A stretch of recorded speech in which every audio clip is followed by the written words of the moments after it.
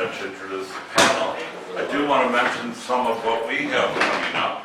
This is the beginning of our winter of 2020 term. We started today with our first session on Capital Volume 3, but it's not too late to join in. Many of us in the class will help you catch up if you have any desire to read the third volume of Capital. We are doing it, and we're doing a careful reading with extended discussion. Those of you who would like to get started reading Capital, and you're not a man, in that we every now and then offer an introduction to Capital Volume 1 for women only, because in our history of offering Capital classes, we have noticed that men talk over women all the time, and that some of the discussion women are very much there keeping up with the men, but the men still speak over women. So this Wednesday, we have the first of 8 sessions on the highlights of Volume 1 for women only. So that's the last time we had 20 people show up for that class, which is a lot for a Capital class. Then this coming Friday, we have what we call, it used to be called the Anti-Bourgeois Film Series, but it's been changed to the final Friday from the Anti-Bourgeois Film Series. On the last Friday of every month, we show a film. Last month, we showed Bertolucci's 1900 director's cut, which is way better than what was in the theaters. This coming Friday, we're showing State of Siege.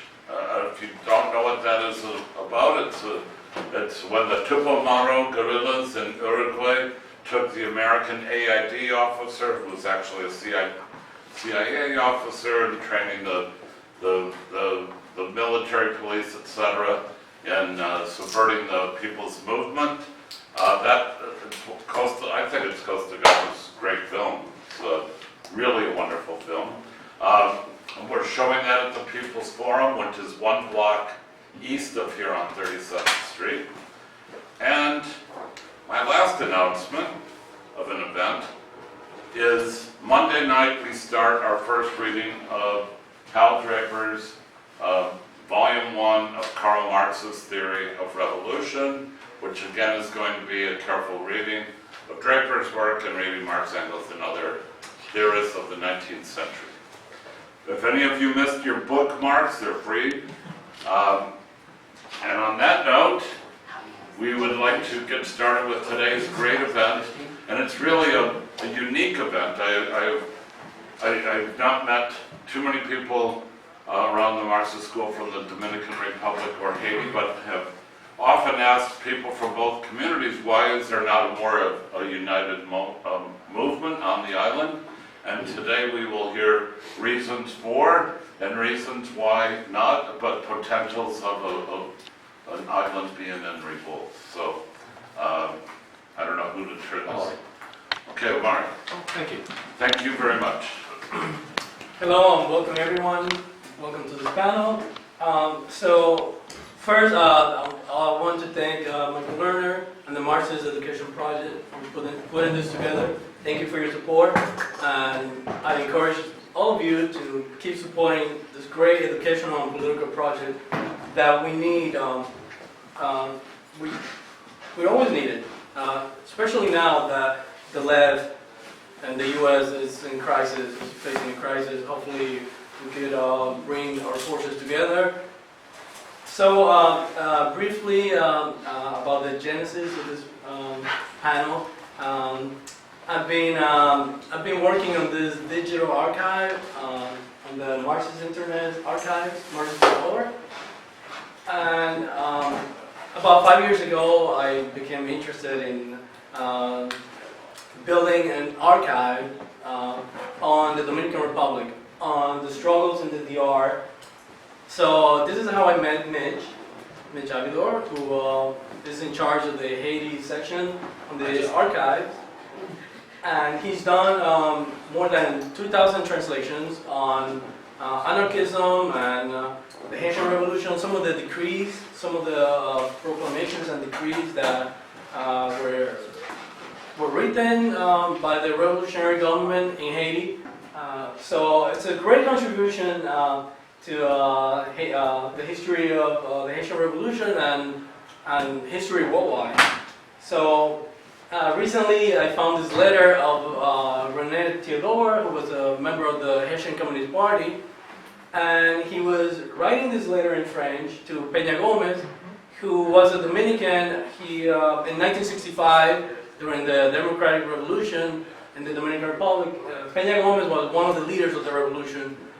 He was an Afro-Dominican of Haitian descent, and he was also a survivor of the 1937 massacre carried out by the dictator Trujillo and his army, a national army created by the U.S. So that was the connection, and so I asked Mitch to translate the letter into English, and it's there on themarches.org for posterity. So, anyways, thank you so much for coming, everyone. Thank you. All right, so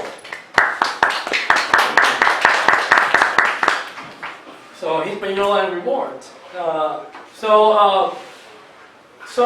Haiti and the Dominican Republic, also known as Santo Domingo, we have many commonalities, cultural commonalities, but also political. Whenever there's revolution, whenever there's class struggle, Haitians and Dominicans come together. And this has been a pattern throughout since the colonization process. On the Dominican side, it used to be Spanish Santo Domingo colony. On the Haitian side, Saint Domingue. And prior to the Haitian Revolution, there were slave revolts on the Dominican side, which I'm sure contributed to the Haitian Revolution. What happened was that the slave revolts on the Dominican side failed. They failed to spread the revolution. When the Haitian Revolution came about, Haitian revolutionaries went to the Spanish Santo Domingo colony and they abolished slavery for the first time. So that's a big connection with the Haitian Revolution.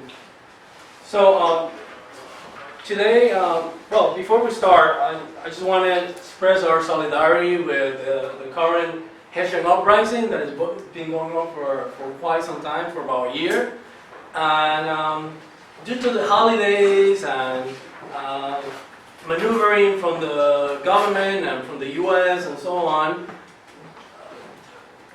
the popular movement in Haiti has declared truce. But for the time being, this is an ongoing revolt. It has to do with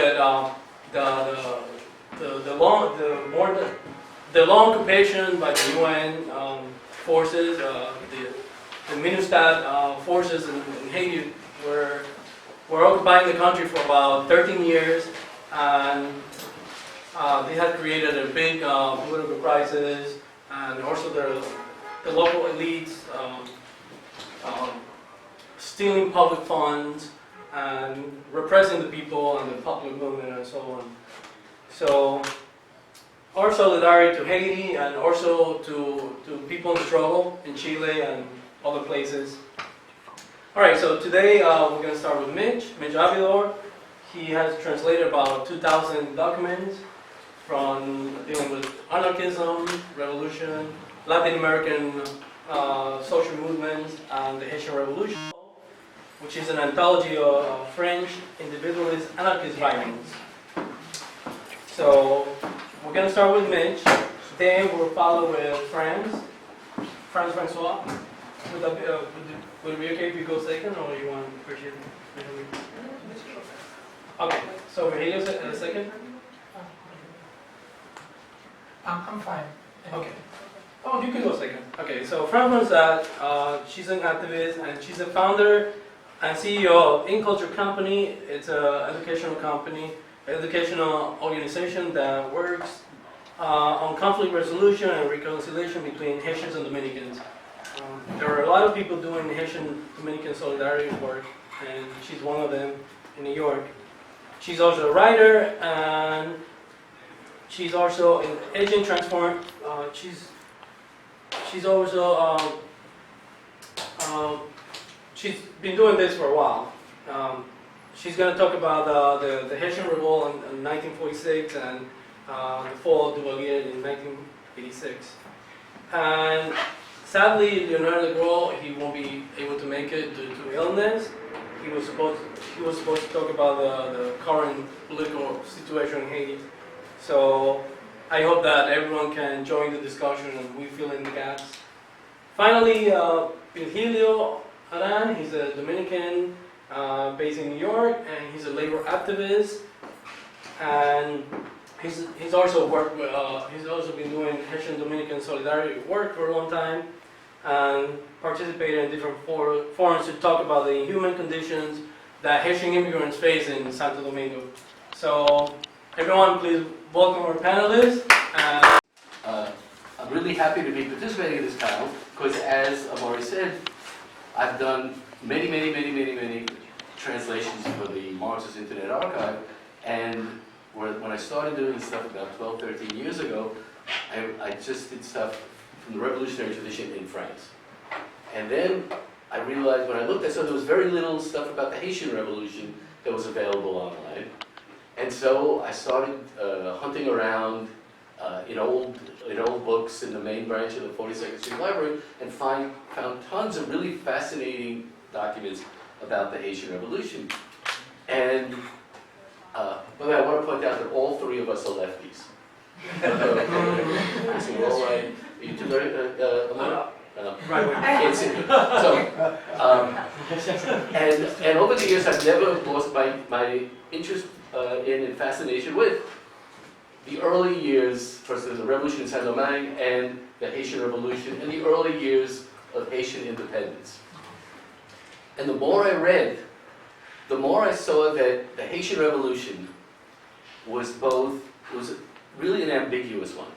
Unambiguous in that it freed the slaves.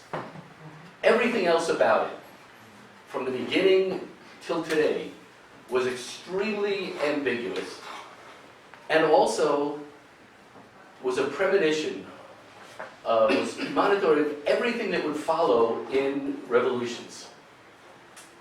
That once you get past, it raised the question in a really stark way of what happens once you achieve power.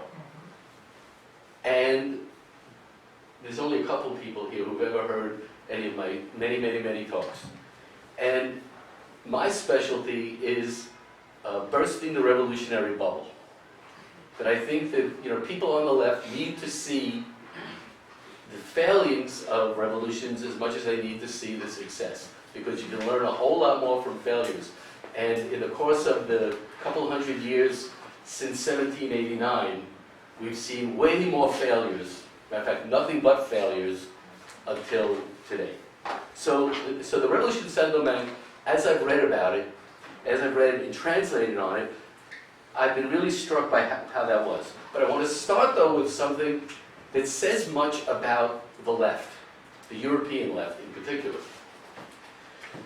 In the course of from the beginning of the 20th century up until the death of socialism, Spartacus was always the name that came up as the representative slave revolt. And, there's Stanley Kubrick's film, his Howard Fast novel, but there were workers' athletic games contests, the Workers' Olympics, which would take place in 1936 in Barcelona when the Civil War started, were the Spartacus Games. And all over the Soviet Union, everything was Spartacus. And the story was it was the first successful slave revolt. In fact, and anybody who's seen the film knows, it's a documentary. Because even in Sicily, they were speaking with Brooklyn accents. I love you, Spartacus. They ended up, after 2 years, crucified along the road. And this really is what happened to them. So it was not a successful slave revolt because the slaves were not freed. Whereas the first real successful slave revolt was that in Santo Domingo, in Haiti, where the result was slaves really were freed. And yet, nobody on the European left ever thought to name anything after Toussaint, much less Dessalines, much less Christophe. With some exceptions, though. Well, but there were no, for example, in Germany, when there's the revolt in 1919, it's the Spartacus revolt. Right. Okay? So I'm talking about at that level, the representative revolt was Spartacus. Probably because it was European and who looked to see what was going on in the Caribbean, whereas really what should have been inspiration was the revolution in Haiti.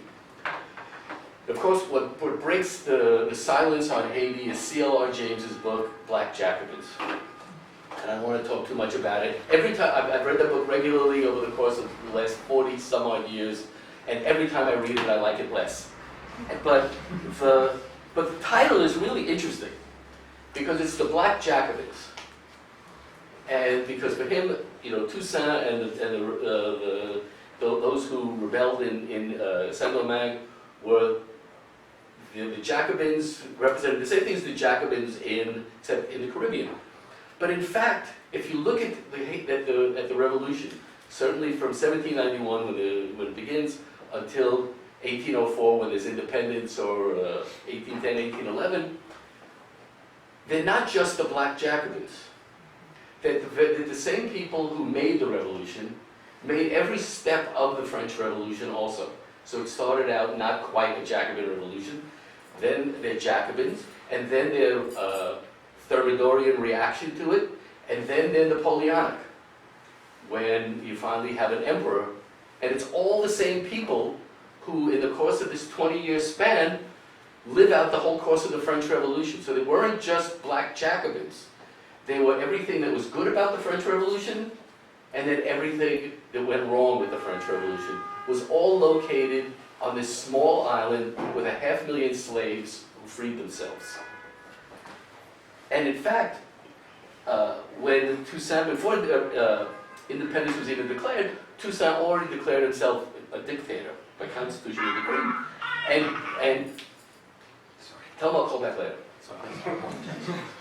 And Napoleon actually even said about him that the design of reducing, afterwards, and this is in his the memoirs that he wrote when he was on the island of Saint Helene, the design of reducing Haiti by force was a great error. I ought to have been satisfied with governing it through the medium of Toussaint. So first, so there are signs along the way of trouble brewing in Haiti. So that 1791 is when it begins. I'm not here to rehearse the whole history of the Haitian Revolution because I only have 15 minutes. But I'm looking for where did the apple come clear in the worm? The worm come clear in the apple. And in 10 years after the revolution, after it's all begun in 1801, Toussaint writes a constitution. And the constitution, if it's available several places online. It's available at Marxist.org. There's also the L'Ouverture project that has, I don't know if it's my translation or somebody else's, but already in that, Catholicism is established as a state religion, divorce is banned, and there are two things. So Toussaint believed that the only way the Haitians were going to get out of things was through work. People had to be made to work no matter what. So people were limited in where they could move, and so any change in domicile is in the Constitution. On the part of cultivators, brings with it the ruin of farming. So he tried to tie people to the plantations they were working on, and there was also a paternalist document where he talked about the head of the plantation is a father, and everybody has to respect their father. And work, and this is one of the things that would follow in many revolutions after, especially in the Russian Revolution. The positive value of work is in the Constitution. So work is necessary. It is a virtue. It is for the general good of the state. Notice it's of the state. But what he also did already in 1801 was have himself written into the country's constitution. And so it says, in order to consolidate the tranquility that the colony owes to the firmness, the activity, the indefatigable zeal, and the rare virtues of General Toussaint Louverture, and as a sign of the unlimited confidence of the inhabitants of Saint-Domingue, the Constitution attributes exclusively to this general the right to choose the citizen who, in the unhappy instance of his death, shall immediately replace him. So, the same dictatorial tendency which had showed up in France with the Jacobins is now transplanted itself to Haiti very early on, the first constitution. So, and all this is, the choice, by the way, was secret and was to be written and hidden away somewhere. And General Louverture was to inform the Central Assembly where his secret wishes could be found. So Toussaint is tricked into capture, he's shipped off to France where he dies in 1803. And so now we have, and there's no, his secret wishes are not known, and we have two men, Dessalines and Christophe, who are ultimately going to battle over power.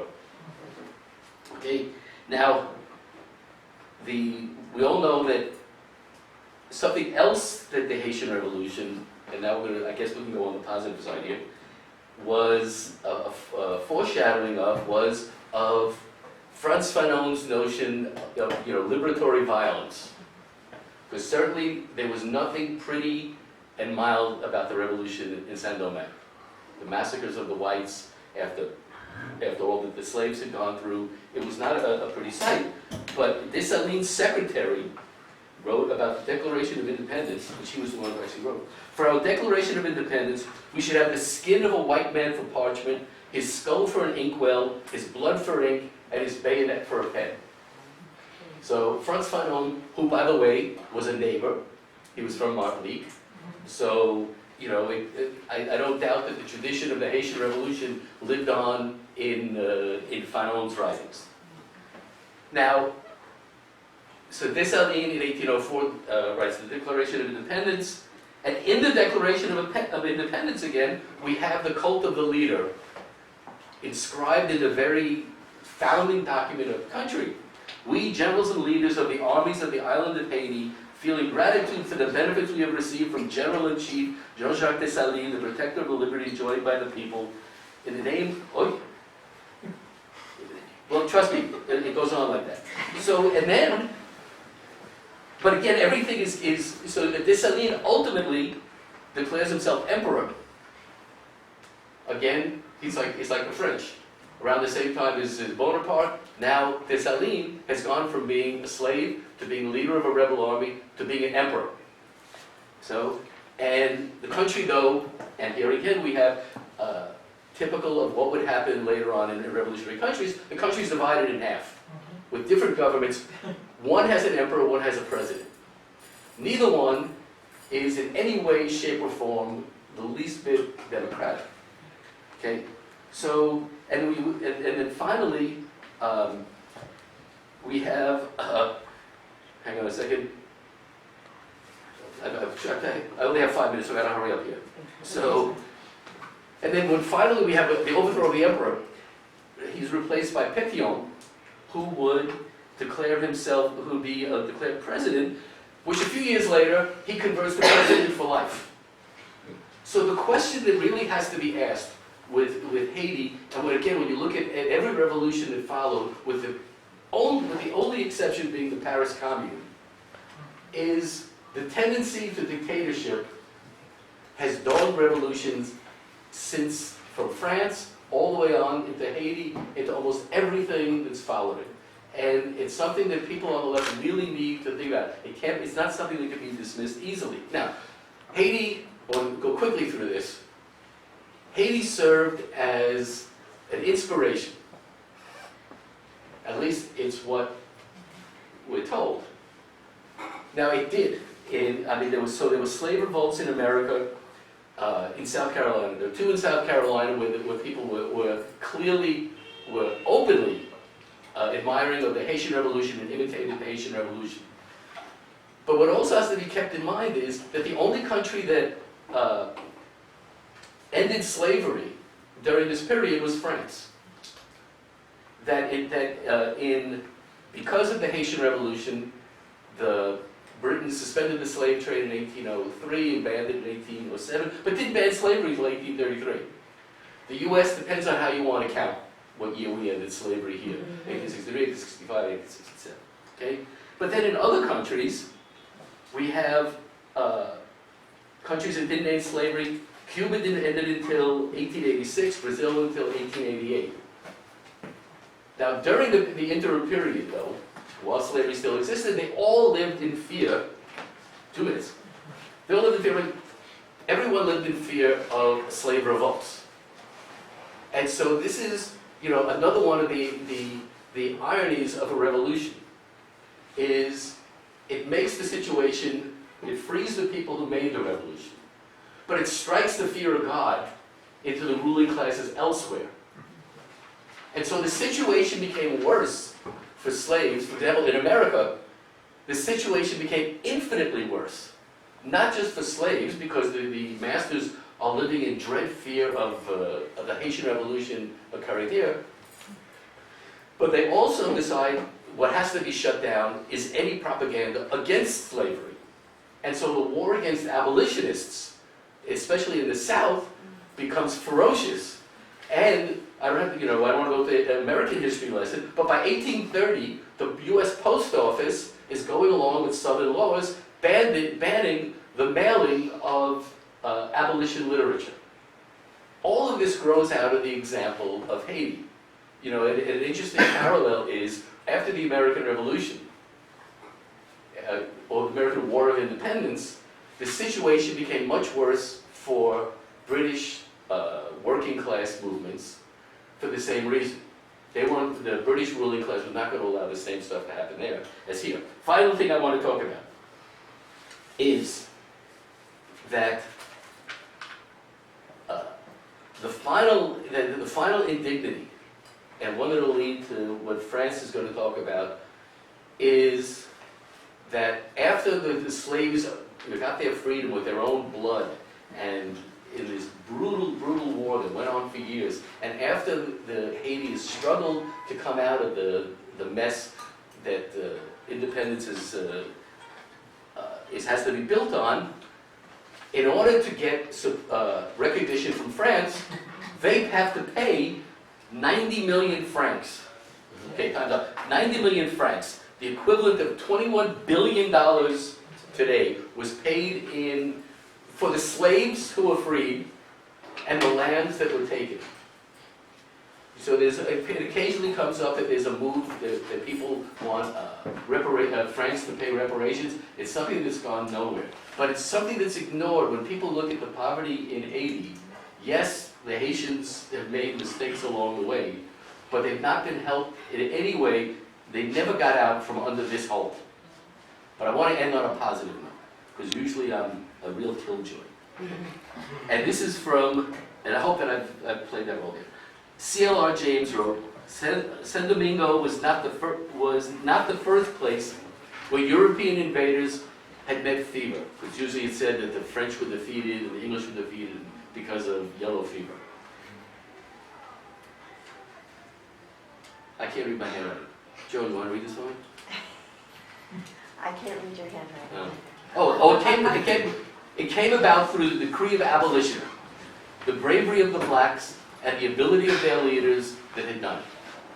So nobody should underestimate what was done in Haiti. Other countries didn't do it. But when we look at it, we have to be aware that there was, as in almost every revolution and almost every human event, a dark side that went along with it as well. Thank you. I'm actually going to try to cover 3 different periods since Lionel isn't here. As I mentioned, I'm Francois. I am the founder of an organization called In Culture Company, and we work on peace, reconciliation, and conflict resolution between Haitians and Dominicans. Please follow us on Instagram. We do workshops called the Colonizing Hispaniola, which starts similar to this conversation with a combined history of the island. I'm really happy that Mitch covered some of the points that he covered, because one of the things that I always say is that what happens after the revolution is more important than the revolution itself. And so this indemnity that we Haitians had to pay to France is actually the reason that the island ended up splitting into two countries when it was unified as one under Haiti, because the people who would become Dominicans did not want to pay the taxes needed to pay France. But moving on to 1946, one of the things that the Haitian Revolution and throughout Haitian history, Haiti has not been able to deal with in any meaningful way is the color and the class issue. And colorism and classism in the Caribbean and Latin America are just two sides of the same coin, to be quite honest. So for a very long time, what you'll see in Haiti is a series of white passing, as we like to say nowadays, presidents and leaders who solidified power in the hands of the few, in the hands of the descendants of former slave owners and their mixed-race children, without really dealing with the fact that there really were several different Haitis at the end of the revolution. There is the Haiti of the white and light-skinned elite that were children and descendants of slave masters who were usually educated in France and also owned land and had inherited plantations from their father. And then there was the Haiti of the vast majority, who were mostly black people who had not inherited anything, neither land nor money or any types of resources. And so rather than dealing with that, Haiti continues to pass the buck. And this ends up splitting the country into two parts, as Mitch mentioned, which is the Black Kingdom of the North, and then Kingdom North. Came up with the third flag there. And then the Republic of Haiti, which is the mulatto capital in the south. And up until 1946, this issue of colorism and classism continues in Haiti. And the president, Eli Lescott, at this time has a government that is run by the light-skinned elite and leaves the majority of Haitians out of every system of government and governance in the country. And oftentimes we talk about Haiti in a vacuum, but this is also the same period of time as the Russian Revolution's going on, the Spanish Civil War is going on. You have Jacques Romain, who's a Marxist poet, writing about class revolution that's going on around Haiti and around the world. And a group of young Marxists that are students rise up and they start really examining the country around them and the inequality around them. And they start a newspaper called La Gauche, which is speaking out against classism and colorism and really criticizing Lescaut's government for continuing this system of two Haitis, basically. And this student protest leads into a national protest where the shop owners shut down the shops, business owners shut down their businesses, and really the country comes to a stop until Lescaut decides to step down or face violence from the military. And at this time, Estime, who was part of the Young Marxist protest, comes to power, and he has an equalizing effect in which you see the rise of the black middle class in Haiti. We see more black Haitian generals in the Haitian military. I'm so sorry to interrupt you. Can you just repeat his name? The man who came out of the Marxist. Yes. Estime. I'm sorry. Can you spell that? Sorry. Can you spell it? How do you say it? English accent. E-S-T-I-N-E. Yeah. Accent over E. Yeah. Sorry. And my accent will go in and out, so y'all just let me know when it becomes too Haitian for you. So this is a really important period in Haitian history, but again, what we see is that there are very surface level changes that happen. This is called a lot of people refer to this as the color revolution in Haiti of 1946, because again, it makes a very surface attempt to deal with the issue of colorism, but no systemic change happens. You get more black people in positions of power, more black people, generals in the military, but the deep-seated issues of who owns the land in Haiti, who owns the ports in Haiti, who owns the means of production in Haiti. None of those systems really change. So you get black faces, but the light and white elite continue to run things in the background. So moving on to the next upheaval in Haiti is one of the things that we see happen is that during this period of 1946, with all these social movements happening, there becomes a movement called Noirism that happens as well. And Noirism is a very radical take on what is that movement coming out of the French Caribbean? Negritude. And the Negritude movement. So the Negritude movement is coming out of the French Caribbean, and even the Spanish Caribbean also has a version of a Negritude movement that happens, and it's really pushing for the idea that the black former colonial countries of France have the same equal rights, need the same equal recognition.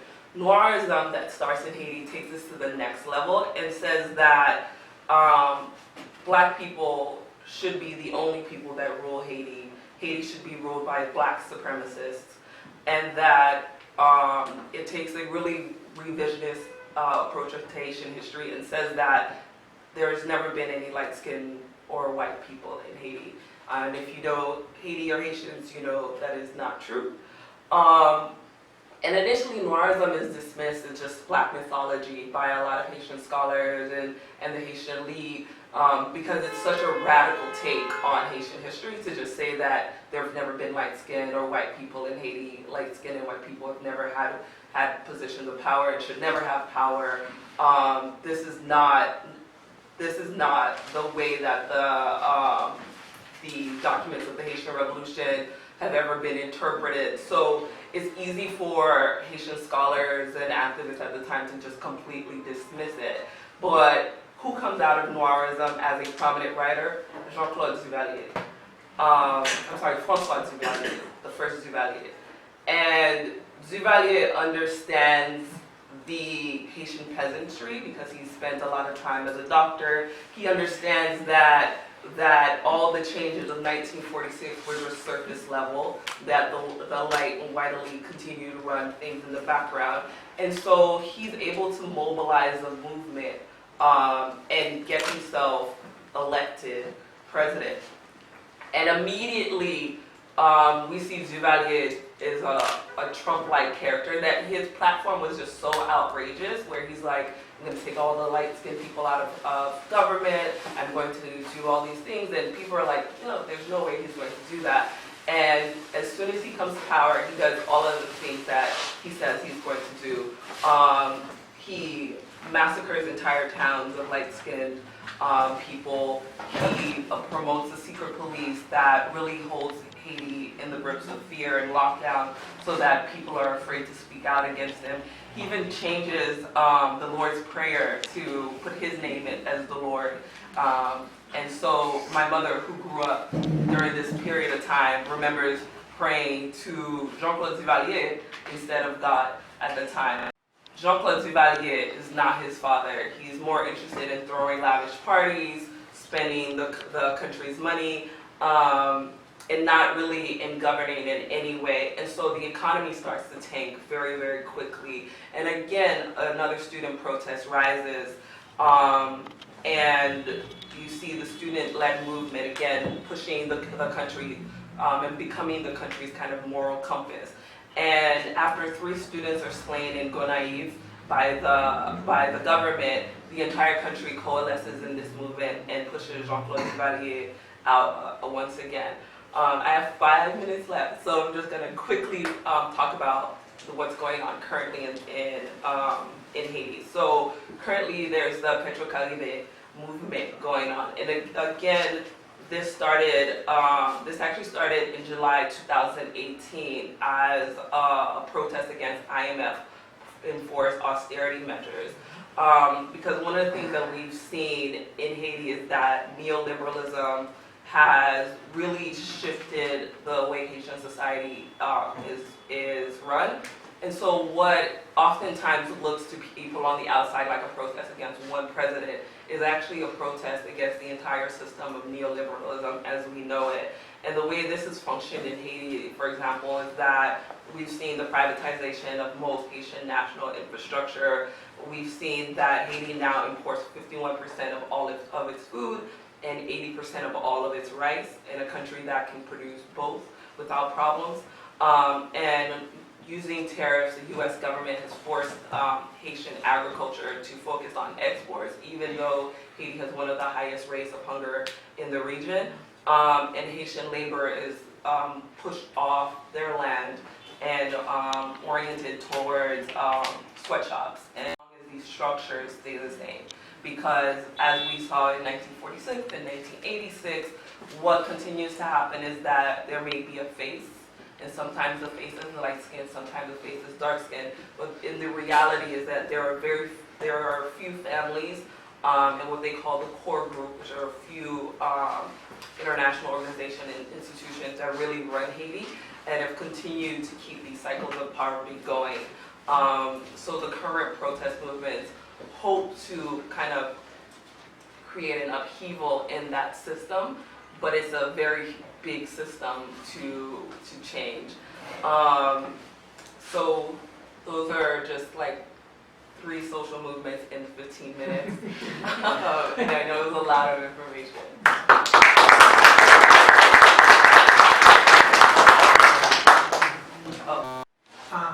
Good evening or good afternoon. First, it's super amazing. Thank you everyone for being here. It's super amazing just to listen also the other panelists giving historic perspective basically from what is happening between Haiti, internally in Haiti. Part of my conversation basically is going to be talking about the perspective or relationship between Haiti and the Dominican Republic. So in the way that my name is Virgilio, I'm being organizing for the last 20 years in the US and Canada, and at the grassroots movement, but also in solidarity also back in the island in the Dominican Republic. So my family came from the art. They have been involved in politics since the 1950s, and basically they run different perspectives. They run from the left, and discreetly also we have people in the right who work with Trujillo or Balaguer. So inside the family, when I talk about Haiti and the Dominican Republic, one of the things that came into my mind sometime in the conversation that I had with family members in that particular sense. So when I look into Haiti and the Dominican Republic, I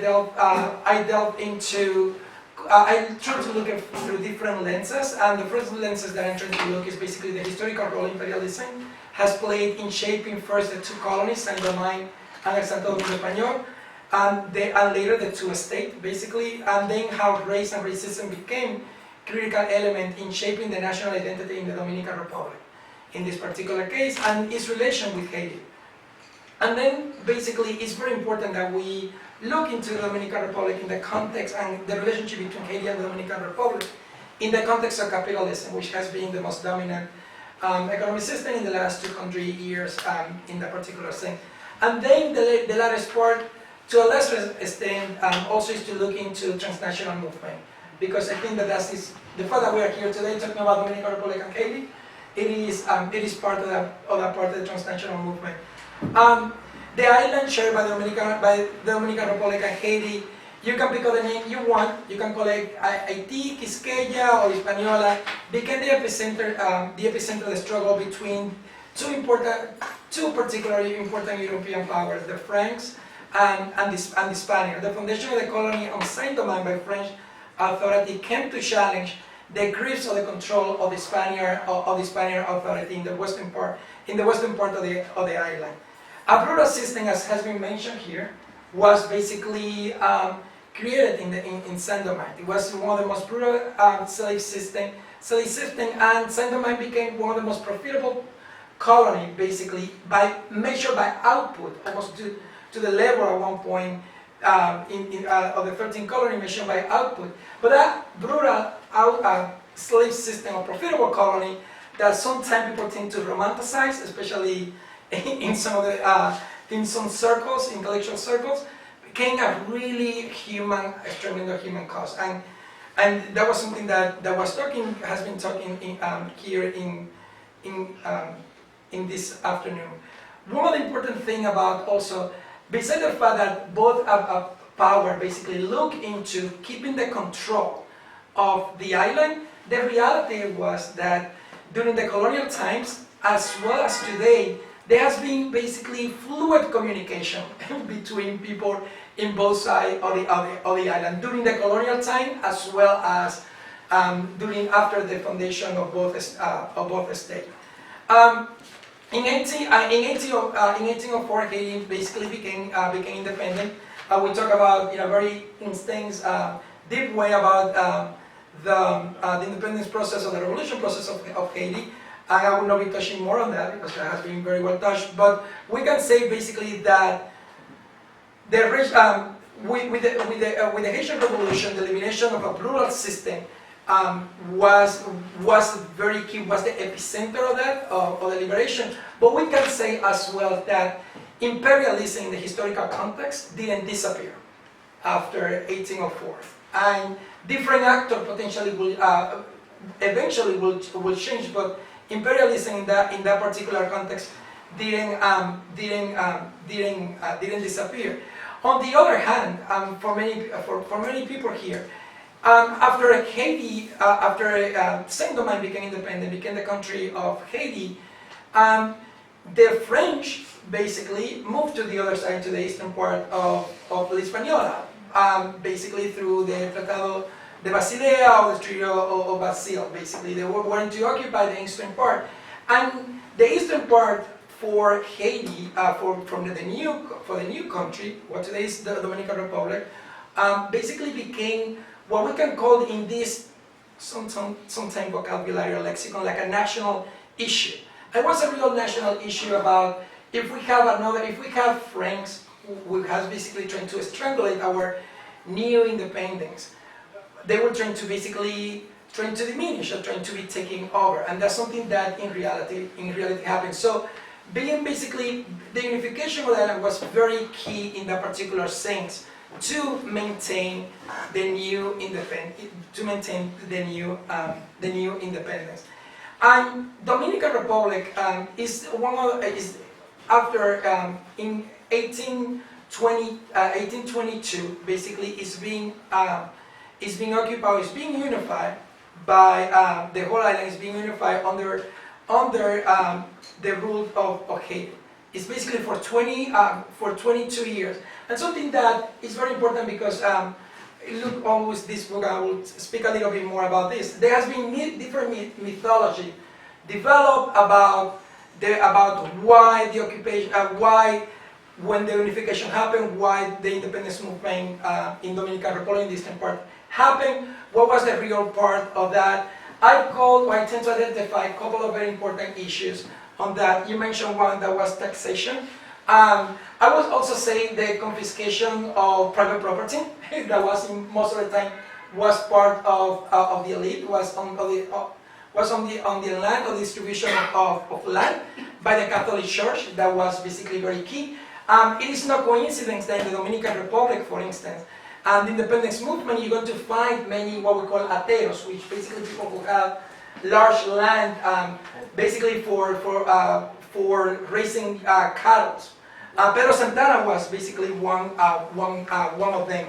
So that was very key into that. Slavery, if you wanted to put it in this way, you can know slavery is a form of owning property. So the fact that the elimination of slavery was very key on that, on pushing a movement in that particular sense of independence. There were other factors as well, like in 1808 when in the Santo Domingo colony they kicked the French basically after a period of time. There was a movement, a very weak movement for independence, but there was not a consolidated movement. So when people talk about that particular, when in the nationalist mythology in the Dominican Republic talk about a form of independence movement, it was a very weak movement at that time. What was happening? In 1844, the Dominican Republic basically through a movement for independence and national identity, formed basically formed their state, a very weak state. But the fact is that now the new two state is starting to confront first Haiti and the Dominican Republic the reality that even their independence do not bring to them the end of imperialism in the island. And we see that with the decline of France first and then Spain, a new actor came and take over, and it is basically the United States. By the end of the 19th century, the most important player in the island became the United States. By 1915, the United States invaded Haiti, occupied Haiti, and by 1916, Dominican Republic it is occupied. So by the end of the 1916, the fear or the nightmare of earlier leaders of the Haitian Revolution tend to happen, which is basically the whole island is occupied after more than 100 years, is occupied again by a foreign power. Understanding that in that historical context. The other lens that we have to see it, and it is the race and racism. I know I'm from the Dominican Republic. We tend to say that there is no racism in the Dominican Republic, which is a fallacy. We know that in both colonies, the means of production and the way that the society was structured was basically centerpiece was race. In that particular sense, if you were white, you were at the top of the society pyramid. If you were the lighter skin, you would be potentially in the middle. If you were mulatto or mestizo, or if you were black, you were at the bottom.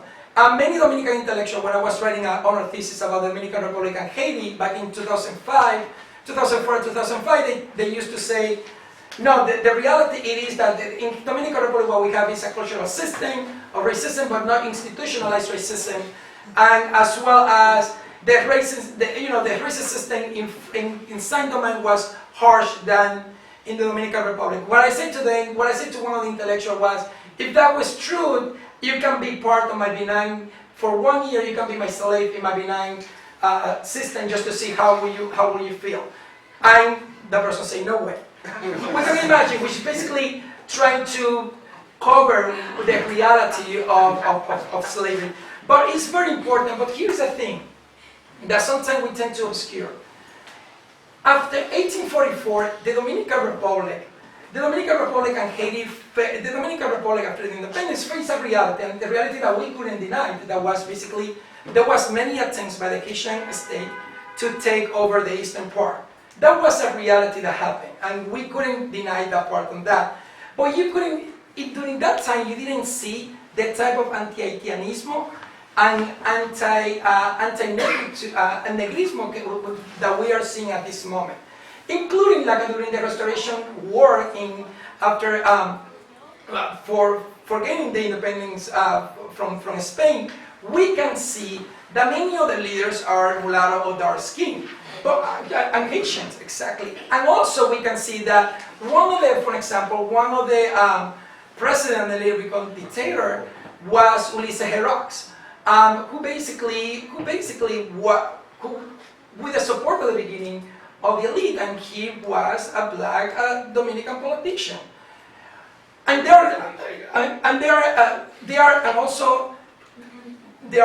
I think Martinique also. Several countries. Yes, several countries. And there were reasons why that happened. One of them, from my understanding of my study, it is that Dominican Republic after 1844, there were like four different countries. They were not a consolidated state per se. So the promoting of racial ideology, it was very difficult to bring as a state policy. That's something that changed after 1916 with the American intervention. And also, basically, for the US to really diminish what we call the national state movement that happened. We basically tend to take part and glorify more the European the European descendant of the European symbol. It doesn't mean that it didn't exist before, but with the American intervention and then the ascendant of Trujillo, who basically founded the modern state, then you're starting to see a consolidation of basically of what we can call here a white supremacist ideology. Very clear the consolidation. And this is the type of consolidation, the consolidation of Trujillo and the importance of Trujillo is very key. For the first time, what Trujillo, when he ascended to power, the first thing that he did very well in that sense, was that there were different regional caudillos in the whole island, and he eliminated all of them, basically. And then he consolidated the state, and then he basically, with the church, the Catholic Church, and the educational system and the forces, starting to basically promote what would be the national identity. And that's the national identity that we, today, Dominican have. A good example of that, which is institutionalized. You can ask somebody who is Dominican Republic, when I was doing my thesis, my research, I asked people, what color do you identify? So somebody like me didn't identify as black, they identify, and it's a social construction, as we know, racism, a color. But the person said, no, I don't identify as black, I identify as mulatto, mestizo. And it was a shock to see that a person can get into an airplane in 3 hours, then their identification changed immediately. But not just that, like the part of the identification was that in 2004, I went to the Dominican consulate when the first time people were allowed to voting and getting their ID. And I asked the person to put negro in my, identification. That was the color that they put, and they said, no, you're not negro. I'm like, you're Indio. I'm like, I didn't know. I know that part of my family is Jew, but I didn't know that I have indigenous family, indigenous blood. And they were no, and they called 3 people just to tell me that I'm not black. After I went to the Dominican Republic, I said maybe it's something that happened here in the, in an institutional Dominican government in the United States. And I went to the Dominican Republic, and the same thing happened. So we can say whether there is an institutionalization of racism. That was in 2005. 2013 then came with the decision of the Constitutional Tribunal that came to realization, that was very open into that. And we can mention, and my time is up, I'm trying to be clear on that, we can mention that a good example of how racism is institutionalized in the Dominican Republic was in the 1996 election. In 1996 election, Peña Gómez ran against Balaguer, the PRD and the Partido Reformista Social Cristiano, and now the PLD also. And in a very caudillistic way, authoritarian regime, Balaguer represents the state. He was the head not just of the presidency, but the head of the state. And there was a very systematic campaign against Peña Gómez. It wasn't about that his party was corrupted. It wasn't about that. It was about that Peña Gómez.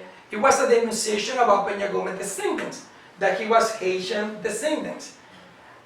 The contradiction of that is that every candidate in the Dominican Republic, Jacobo Magluta, came out and said, in the past, I was very proud Turkey, my family, it is from the Middle East. Salvador Blanco, my family is from the Lebanon. And Balaguer, my family is from Spain. So that was very, very key, a good example of how racism works. My time is up, I have more to say, but thank you so much. Oh, I just want to wrap up my final thought before. Go ahead. Oh, sorry. Two final thoughts. First, the island only had one name. It is Haiti. It is not Haiti, Bohio, Quisqueya. And I think this is important to note because the Dominican Republic, during the time of Trujillo, we talk about the DR is in a post-Trujillo era, but in reality the DR is in a post-Balaguer era because it was the white Dominican intellectuals that have shaped the current Dominican Republic more than Trujillo ever did. And because Haiti took the name Haiti, when the global maps were being drawn, the Dominican scholars had a choice to have the entire island called Haiti, as it was known by the indigenous people, or have it all called Hispaniola. And rather than be called Haitians, they chose a name that they knew was a colonial name. and it's still the name that we use today. And Quisqueya is also a colonial name that came from Italian explorers. It is not the indigenous name of the island. And I think it's important for us to know that as we decolonize ourselves, we need to also decolonize the way we refer to our countries. And so when we see noirs happening with Duvalier on the island at the very same time that Balaguer is crafting this white supremacist idea of what the DR is. So Haiti is crafting itself as a black Vodou republic, and in contrast, Balaguer, who was an intellectual during the times of Trujillo and then became president himself after he stole the election for Peña Gomez, and he was president until the 1980s. All the texts that are currently used in Dominican schools, all of that comes from the Balaguer era.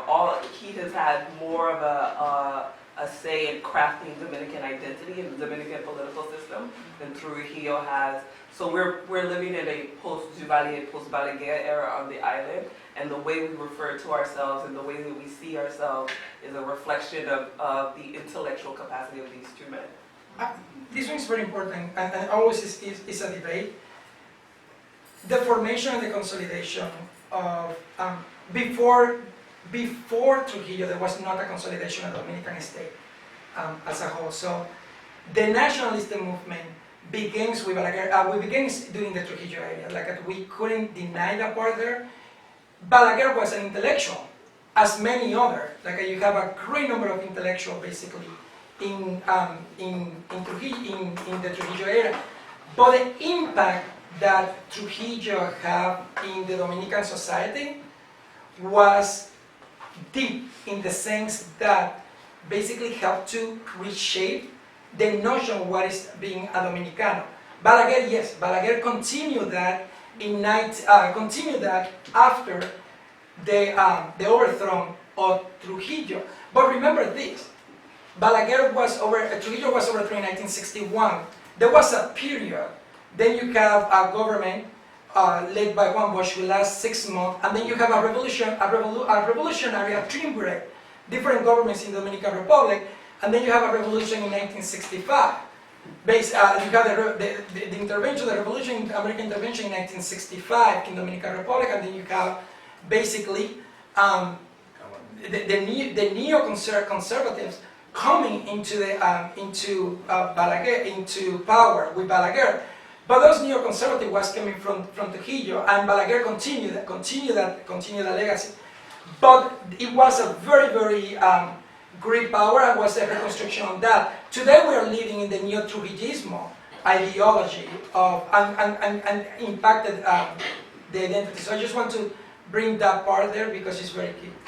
I want to be able to give you guys a chance to ask questions, but I just want to throw out a couple things that just got touched on very briefly here. I was going to with friends, and that we talked about this. That when we because friends would mention just mentioned voodoo, and so the instrumentalization of voodoo by Duvalier, who were even a secret police with the Toto Makut, and just to show how central voodoo is to the image, that it was, remember, 1801, Catholicism is made the national religion. Yet voodoo clearly doesn't die. And it becomes the image of Haiti in the world.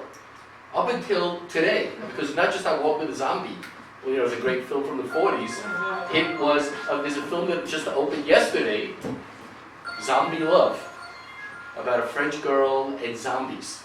So voodoo is central to Haiti, and it was one of the reasons that Duvalier it was something Duvalier was able to put to use. Juan Bosch, Trujillo mentioned Juan Bosch. If somebody finally mentioned Juan Bosch, that there was good things in the Dominican Republic, and then the U.S. 1915. Trujillo was talking about the invasion.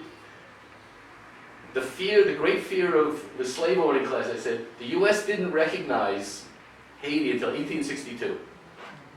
So even though it was right there, and the Haitians really wanted American recognition, the fear of slave revolts was so great that it wasn't until during the Civil War that Abraham Lincoln granted Haiti recognition. So we're talking about 58 years after independence. So now I think, Lauren, we should. All right. I know it's a lot to digest. Thank you all the panelists. Everyone. So the panelists will come back here and there. I just want to emphasize that even though the island was divided because of colonial violence, Dominicans and Haitians to this day maintain good relations. And throughout the history, due to whenever there are revolutions, so like in 1863, fighting the Spanish crown, and in the early 20th century, fighting the American occupation in both Haiti and Santo Domingo, the DR, Haitians came together with Dominicans. And also when there were ecological crises, man-made ecological crises like hurricanes, Haitians came to Santo Domingo in the 1920s during the Senon hurricane. And these are man-made ecological crises that began in 1492. 1492, that year when Jewish people were expelled from Spain, when the Iberian Empire set out to colonize the Americas. It's a very important year. And to this day, with the earthquake, another man-made ecological disaster, Dominicans also went to Haiti and donated blood and so on. So there's always solidarity among the two peoples of the island. And in 1965, if you notice the flyer, there are women holding weapons. This is during the 65 revolution in Santo Domingo. There was a contingent of about 300 Haitian political exiles who fought on the side of the Dominicans, and they fought the second U.S. occupation. One of the fighters, Jean Renault, he was a Haitian exile who came to the Dominican Republic when he was young, at the age of 7. And he grew up in Santo Domingo, speaking French, Creole, and Spanish, and became one of the main avant-garde writers of the 1960s. When Trujillo fell, when the dictatorship fell, he was a young radical writer, and he was a member of a group called Artes Revolución, Art and Revolution. So since the dictatorship fell, there's a renaissance of the arts, radical arts. Jacques Vieux was a Haitian writer who made a lot of contributions to literature in Santo Domingo, and he fought on the side of the Dominicans, and he died. He was murdered by U.S. troops, and he's considered a hero in Santo Domingo. So during the revolution, there were women, mainly black women, black women and men, working class and peasants, and intellectuals and Haitian exiles fighting to spread the revolution to Haiti. That was the hope. We have a victory in the DR, then we can spread the revolution to Haiti, and of course there's the Cuban Revolution having a big impact, not only on Dominican society, but in Haiti. You mentioned 1946. That's another crucial year in the Caribbean. At the end, so World War II. World War II is over. 1946. There's the student revolt in Haiti, and in the Dominican side, there's a sugar strike on 1946, and there's a small left-wing party called the Partido Socialista Popular, Socialist Workers Party, Socialist People's Party, the PSP, that was modeled after the Cuban PSP. There's a socialist movement in Cuba, very strong, and in the 1940s there was a delegation from Cuba that went to Santo Domingo, and then they went to Haiti. And in Haiti, the PSP, the Haitian PSP, also played a big role in the 1946 struggle. And they were actually members of parliament, Marxists, in Haiti, which is very interesting at that time. So anyways, let's open the floor. for questions. Think about the role of the capital state in maintaining those colonial relations of today. Think about those things, and also let's talk about race and class, and let's talk about what we can do today from the U.S. to show solidarity with the Haitian struggle. Okay, so.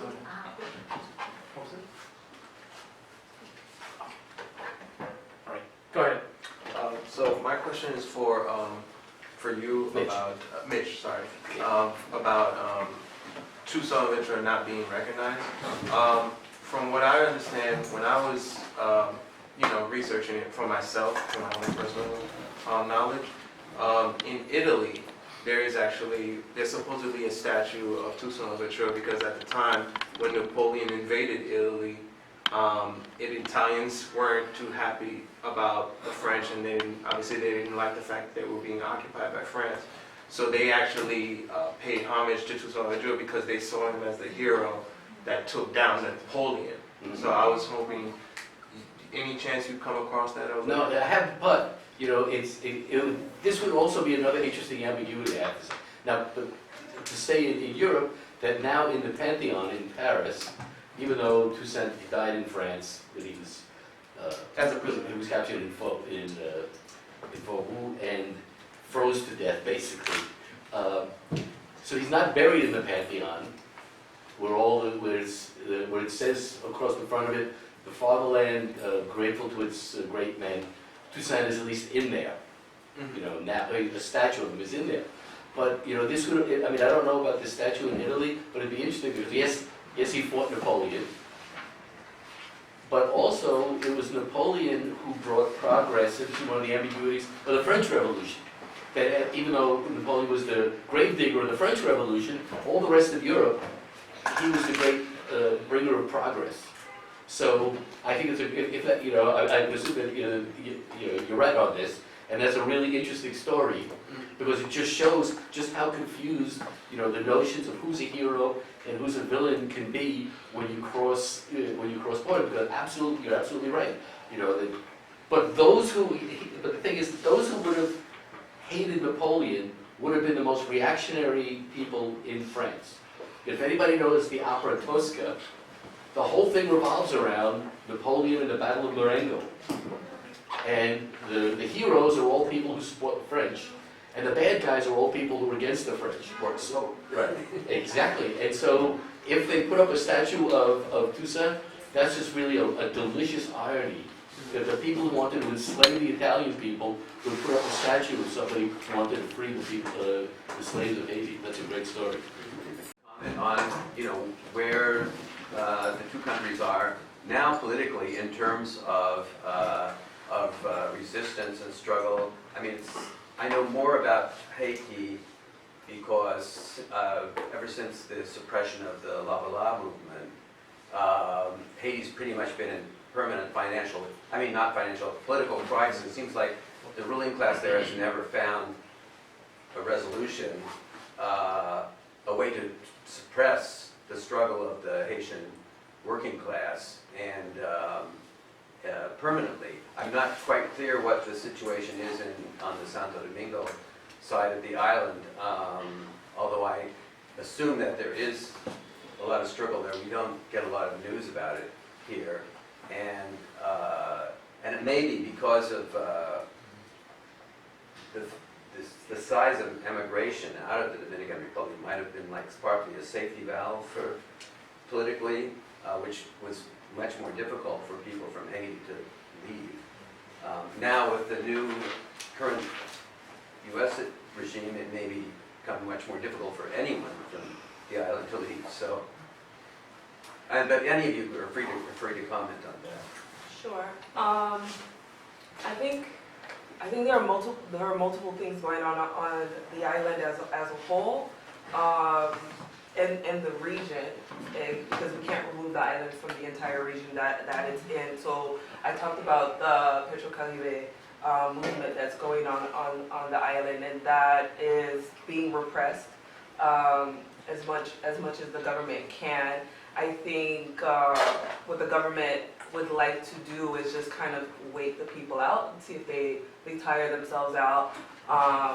And what's happened in Haiti is that in my knowledge, even for like generations older than I am, this is the first time that we've seen a government not back down to the people, which is worrisome because it's still not clear what that means in the long term for the people. And what's happened as well is that, like, as this movement has continued, they've taken kind of like an Occupy Wall Street approach, where it's a leaderless movement, which means that it creates a vacuum when you have no appointed leader for other people to step in and declare themselves a leader. So we see opposition parties in Haiti trying to take advantage of this movement to steer it in a direction that they want to go politically, which is not necessarily the same as where the people want to go. But in reality, the Haitian elite, the Haitian oligarchy continue to run the country, and they are fine. Because, as I mentioned, there's two Haitis. There's the Haiti for a minority of people who go to great restaurants and drive Porsches and have a great life, and then there's the Haiti for the majority. And because of this vacuum that's been created, there's also an opportunity for the grandson of Duvalier, Nicolas Duvalier, to step in. So he's been making overtures into politics, as well as on the other side of the island, the grandson of Trujillo also is running for president. So it's an interesting time on the island where it's really hard to see where it's going when the entire region in reality is moving towards the right, and the DR especially is moving to the far, far right. And in Haiti, it's still too early to see where it's going, but if we look at what's happening in DR and the region as a whole, it's likely that Haiti will move to the right too, unless a new leader steps into that vacuum. The Dominican state are not able basically to provide their pension. So that has been part of the movement. It's not as challenging to the system movement. It is more, we need our pension. There has been movement around corruption, like La Marcha Verde, basically in the Dominican Republic that has been challenging the corruption in the political system. And there has been movement, for example, that we saw fighting multinational corporation, like a mining corporation that was led by different coalition of faith leaders and unions and some grassroots groups, but has been as challenging to the structure of inequality, particularly structural system, as you saw it, for instance, in the 1970s and 60s, which was very clear. We need to change the system through armed struggle. This one is the only way. In reality, the Dominican state has been very, very skillful, if you want to say this, to coerce some of those groups by putting on the state. The expansion of the Dominican state, or the clientele state in the Dominican Republic, it is huge. So, for instance, you can pick up programs in the TV, and everyone is almost basically in the payroll of the Dominican state. They have been very skillful to buy leaders, opposition, people that you saw it potentially throwing rocks in the state university 20 or 25 years ago, and they are basically quietly part of the government. So they have been very, very careful. The elite in a particular sense has come together to keep control of any movement that challenge the party, basically. And I just really want to say that there was something that Fran said that was really interesting that I couldn't read my own handwriting, so I couldn't talk about it, is the persistence of nepotism in Haiti, because almost all the leaders, with the exception of Toussaint, they're some ancestor, son, grandson, great-grandson, would later go on to be president of Haiti. So, the persistence of so many things across the history, on the Haitian side of the island, and if Trujillo's grandson is out there also on the Dominican side also. Okay. Hi, yeah. Yes. So hi, good evening, buenas noches. My name is Alba. I'm from the Border Health Mission to the Dominican Republic in Haiti. This is my daughter. She usually comes with me to the border to do work with mommy. So I love the panelists, what everything that we're learning and sharing here. But definitely agree with friends. Balaguer was the intellectual that promoted anti-Haitianism in a very malevolent and Machiavellian way. I think actually the United States learned from Balaguer how to the immigrants, which are the Haitians, sugarcane workers. The batallas come from that, right? How then you get the workers, demonize them, and then you use them for labor and don't pay them and don't give them documents. So the reality of Haitian descendants today is because of Trujillo. Because of the Balaguer. Thanks to Balaguer, that instead of the hatred, not only hatred, but policies, anti-Haitian policies, and the military as well. So we have privileges of Balaguer putting all the system for the people, for Dominican people to pay Haitians. He crafted it in a social a way that is in the psychic of Dominicans. Even when Dominicans say I'm moreno, but I'm not Haitian. They can identify themselves as black, yeah. Pero no soy negro, Pero no soy haitiano. Pero yo no soy haitiano. Yo soy negro, pero no haitiano. So that was a very well crafted Machiavellian Balaguer byproduct. Trujillo, the massacre happened in 1937, which I don't know why you didn't mention that. But he wanted physically to erase Haitians.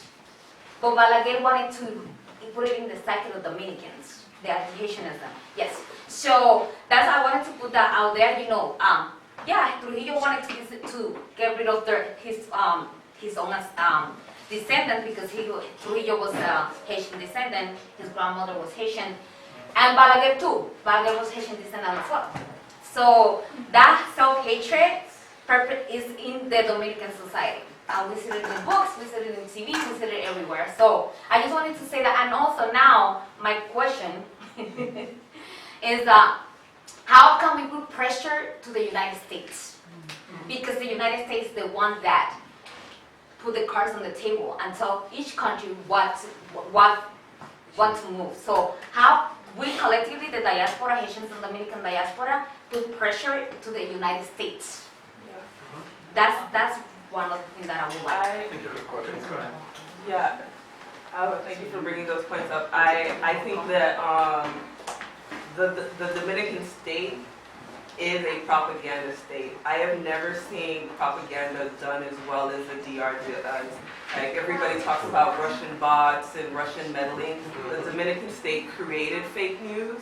Entire generations of Dominicans have grown up on fake news and propaganda, even to get Dominicans to realize that Kiske it's not even a Taino word, is a really difficult thing because like the state propaganda is so strong. And one of the things that worries me very much right now about the future state of the DR, and something you talked about in the article that you wrote, is that propaganda has transferred. It used to be that it was all run by the Dominican state, but now the Dominican state isn't as far right enough for the far right in the DR. So they've taken to social media. There are so many Dominican troll bot accounts, so much Dominican propaganda on social media sites. It doesn't matter what Dominicans are talking about on social media. It could be a regular conversation about baseball, and like a troll will come and say, "Those Haitians are killing our women." Like it doesn't matter what the topic is, and the propaganda is so strong and it's infiltrated every single aspect of Dominican society that for Dominicans to speak out in solidarity against Haitians has become meaning that you are not a Dominican patriot. And that's a really, really dangerous, slippery slope for Dominicans to be on, because the only logical end to that is genocide. The DR, if you check the 10 steps to genocide, the DR is on number 8 right now in terms of the level of propaganda and anti-Haitianism that's become just a regular part of the Dominican state. So I think that in order to challenge this, there's two things that need to happen. One I agree that the U.S. plays a role, but the Dominicans themselves need to challenge the far right. The far right in the DR is really well organized, but the left is not. Yep. And so there needs to be some organization happening on the left to challenge all the propaganda, all the hate speech, all the anti-blackness coming from the right. And number two, what we in the diaspora and Friends of Haiti, the systems in the U.S. that support this, the workers in the bateys, they're not just sitting around doing whatever. The sugar that went into your coffee this morning, the sugar that goes into your candy, the sugar that powers us, that comes from slave labor in the Dominican bateys. And supposedly, the Department of Labor in the U.S. doesn't do business with human rights violators, yet the DR has been violating the rights of Dominicans of Haitian descent and Haitian people forever. And because we have not spoken out against that to our representatives, we haven't made us think about it in the way that we saw with apartheid in South Africa and things like that. There hasn't been a system to challenge that. And I just want to bring up that the Dominican sugar lobby is very, very powerful. So in 2015, when we were actively going to Congress to protest and advocate against La Sentencia, which stripped Dominicans of Haitian descent of their citizenship, we would go into representatives' office, and literally on their desk would be the talking points from the Dominican sugar lobby saying that nobody's rights are being violated in the DR, none of this is happening, everybody's getting their papers, like point by point, and the representatives would just repeat these talking points to us because they had just gotten a paycheck from the Dominican sugar lobby. So without a counterbalance on the left, this is the reality that we're facing right now. One second. So the gentleman over there, then the lady. Okay, let's hear from him. He has a question, and then you could. Okay. I want to try and formulate this question so that people understand it. A little hoarse, so excuse me. So when I'm talking among like average people, Dominican or Puerto Rican people, and trying to understand what is the root reason behind why Dominicans and Haitians don't get along, right? The response I get in speaking with friends in the Dominican community is usually, under their rule, we were treated badly. I understand that, there's like probably a lot of reasons for why, they understand that history, the way that they understand it. Is it like because of maybe a national history that was written by, Balaguer, maybe beginning with Balaguer, pushed by Trujillo? Is it in the textbooks?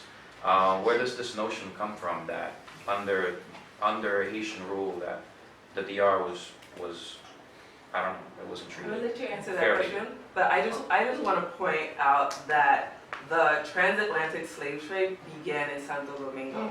So for hundreds of years, you were enslaved by Spain, like actual slavery. Yeah. And then you were occupied by the U.S. at least 3 times, but you're mad at Haiti for 22 years. Like, let's just put that into context.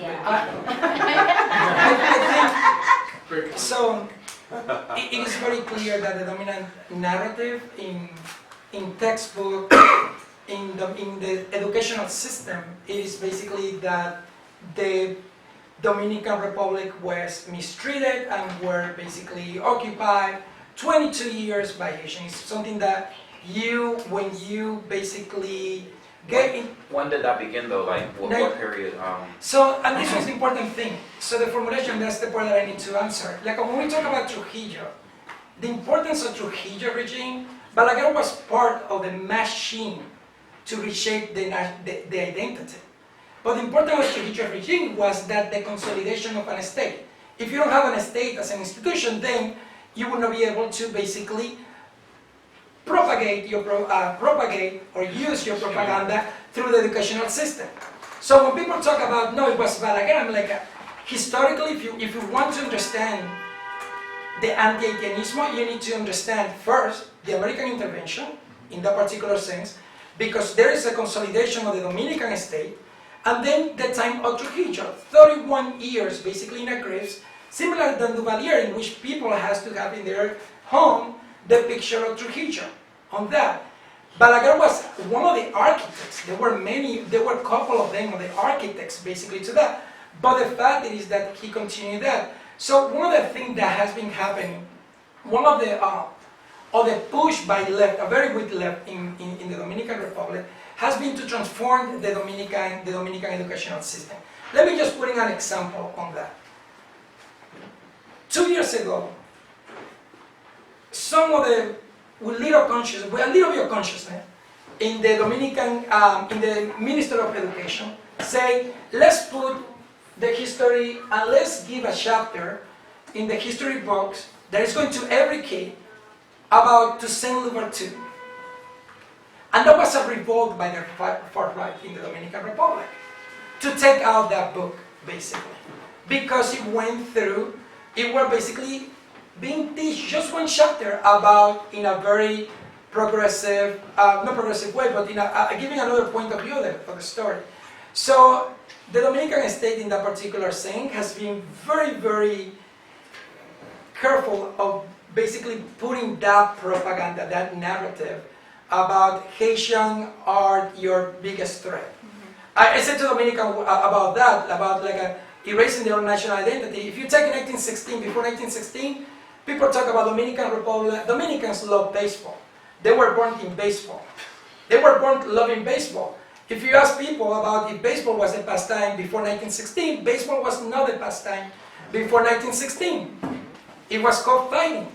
But people basically internalized that and basically going through that. We have been, as was mentioned, we have been occupied physically by the United States 3 times, 1916, 1965, and many times in our election has been deciding the most important and critical actor is the American Embassy. So that's something that Dominicans are not able to see because it's a narrative that has been, the left is very weak in the Dominican Republic, and that's very dangerous because you mentioned this. The right is moving. The political system, very corrupt political system in the Dominican Republic, is losing little by little, some of the legitimacy that they have. The elite in the Dominican Republic has been always, I want to exploit working class, I want to exploit immigrants, and continue profiting, but I don't want to erase them. The far right, it is different. That is raising there in the Dominican Republic in some sector, which is basically saying, we don't care if Haitians come to do cheap labor. That's not our problem. We want to erase them. And that happened in 1937. And that's very, very important because Rafi Trujillo, I don't believe that Rafi Trujillo might win. But I say, can you imagine somebody with the same ideology without the name Rafi Trujillo? He can be able to win. So.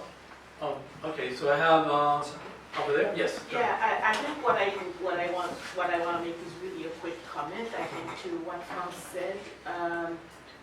I don't know that Haiti has sort of like a well-defined left or right, as perhaps there is here in the United States or other places.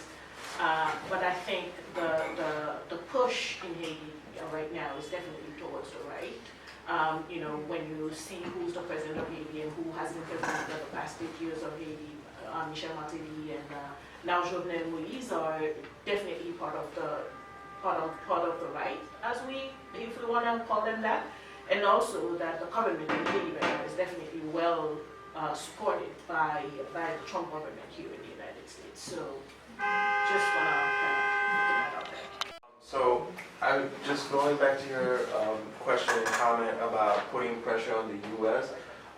One of the things that I think is not mentioned enough here in the United States is the issues with the Southern strategy of getting presidents elected in the U.S.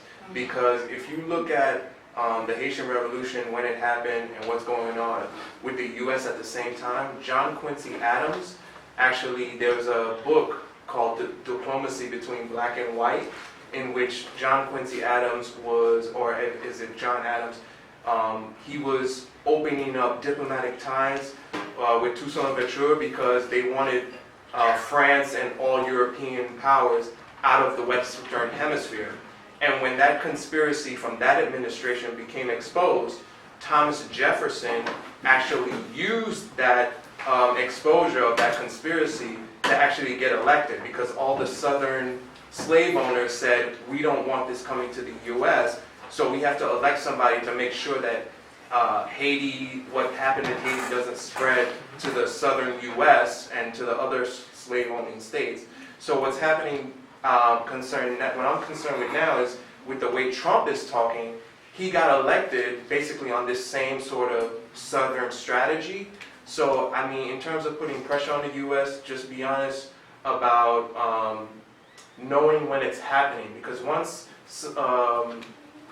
whether a president is talking about, one group of people being whatever, you have to assume that it's going to happen in other countries. So I just wanted to ask you guys if you know about Thomas Jefferson and what his hand was in Haiti. It was one of the things I had to skip over. Then we could have two more. Okay. Okay. Please make it briefly. When you make. Right. So Jefferson, right? It was John Adams. He tried to have an opening to Haiti. He did have anti-slavery tendencies. Thomas Jefferson, we know, did not have anti-slavery tendencies. And so we have all the Southern presidents that we've had. Madison, Monroe, going all through up until the 16th president. We have so many Southern presidents. We have so many people trying to suck up to the South. Even then, they want to upset the slave South. But also, what we have is, and this is like again something I don't know that I can believe what I read. So we know that a lot of the slave owners moved to Savannah, New Orleans, Charleston, and so they took with them the experience of the slave revolt. And so they spread the stories about how horrific it was. So like I said, this increased the great fear of the Negro Revolt. Now, a historian like Eugene Genovese, who used to be communist and then became a believing Catholic, but in his communist days, talked about how slaves who went with these people who went into exile from Haiti, he brought slaves with him. They brought slaves with them, rather, who spread notions of, liberty, equality, and fraternity, and of revolt. But I don't know that I can believe that, because if somebody is fleeing a slave revolt, I don't know that they're bringing slaves with them. So somehow some slaves did get to know about, the notions that had inspired the Haitian Revolution. I don't know that it could be from slaves, because also most of the slaves in Haiti, there were 500,000 slaves in Haiti, almost all of them were African-born. So they spoke African languages or an early form of French Creole. I don't know how they're communicating to slaves in Charleston or in Savannah. So I can answer that question. Okay, we'll go for it. Thank you. Two things happened. The white owners that fled also fled with some of their mixed race children. And some of those children were free, some of those were enslaved. Some of them also did flee to New Orleans, Santiago de Cuba, with enslaved Africans as well. And those enslaved people spread the story of the revolution and what was going on. Secondly, Dessalines would send word. He would write letters to other slave-owning countries, and when ships would come to port in Haiti, they would stuff these letters in and let the people know that if you can make your way to the island, you would gain your freedom. So after the Haitian Revolution, Haiti made an attempt to let people in the region know what was going on. And so Cap-Haïtien and Samana and the DR become these hubs of runaways, basically, from other parts of the world. Right, and Demont Vesey, in his big revolt, his plan was for all the slaves who rebelled to get on a ship and go to Haiti. And then there's some. Okay. Go first. Yeah. Please make it brief. Yeah, for sure. So you just mentioned the relatively small left in DR. I'm just wondering if you could give like a brief, and I'm sorry if I missed this because I came in late, but I'm sorry if you could just give a brief synopsis of like who the key players in the Dominican left are right now, and also like for people who are based in New York or the US and have relationships to the island, like if there's actions that we can take to support and amplify the voice of the left, like whether that's like, you know, putting their protests on social media, whether that's donating to certain organizations or political parties, just like any opportunities for us supporting that movement. So there are different players. So then inside the labor movement, let's say, let's begin with that in the Dominican Republic, the labor movement historically has been coerced now, like belong to different parties, but you can mention at this moment there is a big fight, which I think that is one of the fights that we have to be looking into about cañeros. Because it brings into the lights about historical oppression of transnational migrants, Haitian and Dominicans, especially in the sugar cane, which is like a sugar American company, Dominican company that has been exploited. So that will be something that I will be looking into. There have been another struggle. When we have different, I do believe so that it's very good to see it. It is happening in the transportation, basically because the state basically is building now new infrastructure as a way of minimizing some of the labor unions there. So transportation union historically has been very corrupted, very machismo, but there has been, I think so that's something worthy to look into. And then there have been some radical movement that continue being there, like a Movimiento Popular Dominicano, which is very, very small, but has been historically really good. They went to armed struggle in the 1970s. Most of the leadership were killed, and there are some historical who are part of the Fuerza Revolucionaria, but disappearing.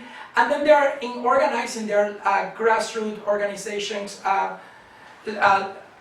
basically Movimiento Mujer Dominico-Haitiana having historically there, and then other movement that is happening organizing workers, for instance, in the free zone, and the free zone and hotels, which I think that is very worthy to look into, because it is where there is a mix, our industry in which basically they can be built solidarity, because similar to what happening in the United States organizing, in which you have a very mixed workforce, and that interact in a daily basis. So that will be part of the movement that I will be looking into in the Dominican Republic. Then there are transnational movement here between solidarity between the Dominican Republic and the US and Haiti, who are from transnational level. Sometimes I disagree with some. I'm not coming from. I'm a Marxist. I don't come from the traditional of asking for help to the United States because of the role that it historically has been playing, or basically going to Congress to lobby. But there has been groups that has been working to shape basically the narrative that has been existing for many years. Thank you. Nelson? It's for Michael. Well, question, comment, and a proposal. Okay. Question, but you started to answer it already. There have been so many people who have migrated from the Caribbean in general to the U.S. from the end of the second, prior to this, but from, let's say, 46 forward. But now with the crisis and the austerity of the U.S., besides the anti-immigration movement in the U.S., there must be some, I know from being in the printing industry, many people from both Haiti and Dominican Republic have been moving back, or as they retire, they decide not to stay here and go back.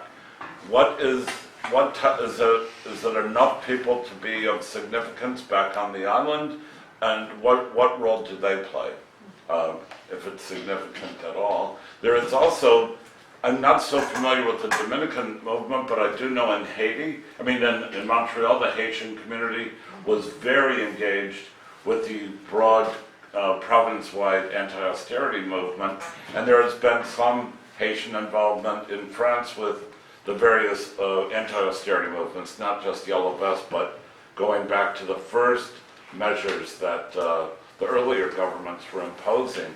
And I don't know if these movements that are from the metropolis are getting back to Haiti in any way.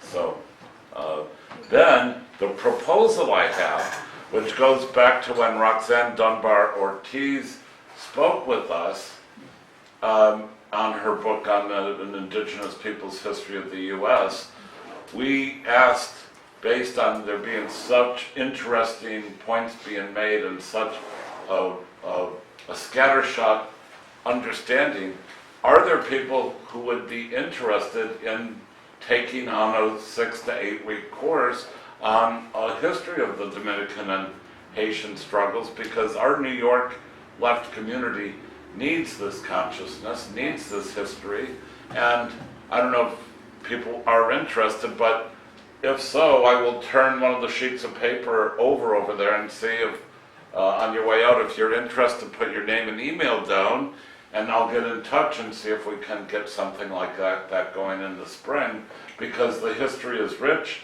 and most of us here are quite ignorant of it. And I think that we should end with that. Now, so we had a couple of questions. You know, it might be better just come over to us and ask them. But, you know, it's hot. We've been here for 2 hours. This has been absolutely fabulous. Can I make a comment? I want to make a last point. Throughout history, Haitians and Dominicans have joined in struggle. In 1804, when Haiti was fighting the revolution, one of the leaders in the south of Haiti was someone who ran off from a plantation in the DR and led movements in Haiti. We saw this again in 1865 when the DR was fighting Spain. Haitians sent troops and generals over. Luperon is of Haitian descent, and throughout history we've been able to fight together. However, what's important for those moments in history where we've come together, it's been because it's been recognized as a race and a class struggle. And it is difficult in this modern time to organize with Dominicans when Dominicans on the island at times do not recognize that they are being oppressed because they are black. They are being oppressed by a white elite. And without that racial consciousness of what's happening to you and why it's happening to you, I don't think we're going to get the same kind of cross-national movements that we've had before, because the times that our ancestors have come together has been to overthrow white supremacy. But if you don't recognize the white supremacy is oppressing you, then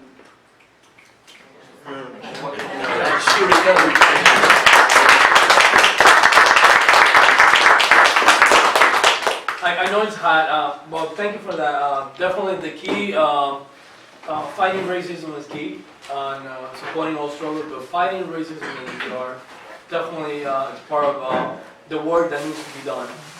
Thank you everyone for coming. I know it's hot in here.